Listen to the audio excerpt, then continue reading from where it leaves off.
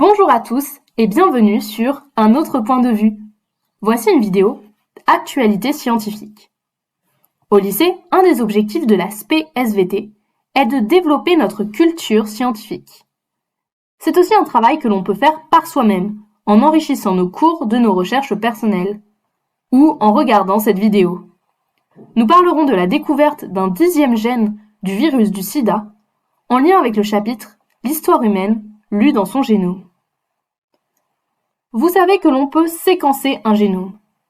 Le séquençage, c'est la description précise de nucléotides d'une molécule d'ADN, et le génome, c'est l'ensemble des gènes d'une espèce. Les techniques de séquençage ont évolué au cours du temps pour être plus efficaces et moins coûteuses. Notre génome, le génome de l'Homo sapiens, a été séquencé dans le cadre du projet Génome humain de 1990 à 2003. Et c'est très impressionnant. Nous possédons environ 20 000 gènes. Cependant, la fonction de notre génome est pour une grande partie inconnue. En cours, on a comparé ce nombre de gènes avec celui d'autres êtres vivants. Saccharomyces cerevisiae, un type de levure, qui a entre 6 000 et 8 000 gènes, ou la bactérie Escherichia coli, qui a 4 300 gènes environ, et le virus du sida, qui a donc 10 gènes. Le sida est une maladie sexuellement transmissible apparue il y a environ 70 ans. Or, jusqu'en 2016, selon les manuels de biologie, le sida avait 9 gènes. L'existence du 10e gène, appelé ASP, était évoquée depuis la fin des années 80.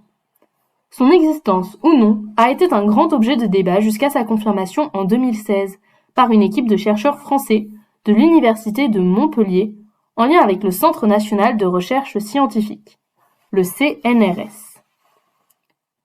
Pour étudier ce 10e gène, il fallait de nouvelles méthodes de bioinformatique. La bioinformatique est l'application de la statistique et de l'informatique à la science biologique. Ce qui est intéressant avec la biologie, c'est ce lien avec plein d'autres disciplines. Il y a la bioinformatique, la biostatistique, la biochimie. Ça vous donnera peut-être des idées d'orientation. Les chercheurs ont donc étudié environ 23 000 séquences du virus afin de déterminer si le gène ASP était conservé dans les différents groupes du VIH1 et du SIV. Il était bien caché. Il chevauchait un autre gène, le gène ENV, qui code pour l'enveloppe du virus. Le VIH1 est la forme la plus courante du sida en France et le SIV est la forme du sida touchant les primates. Les chercheurs ont utilisé la bioinformatique pour comparer ces séquences. Ils se sont concentrés sur les codons STOP, de l'ARN messager du virus.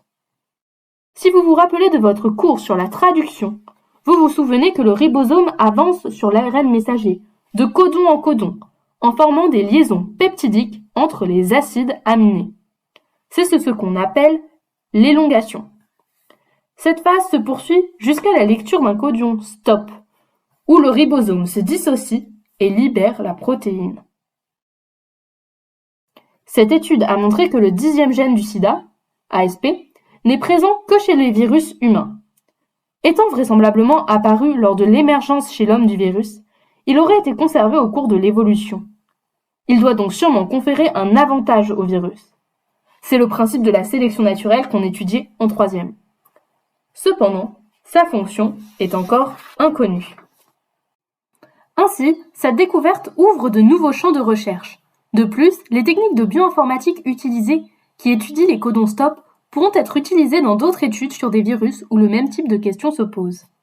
Le virus de l'immunodéficience humaine, le VIH, est un grand enjeu contemporain de la médecine et de la recherche.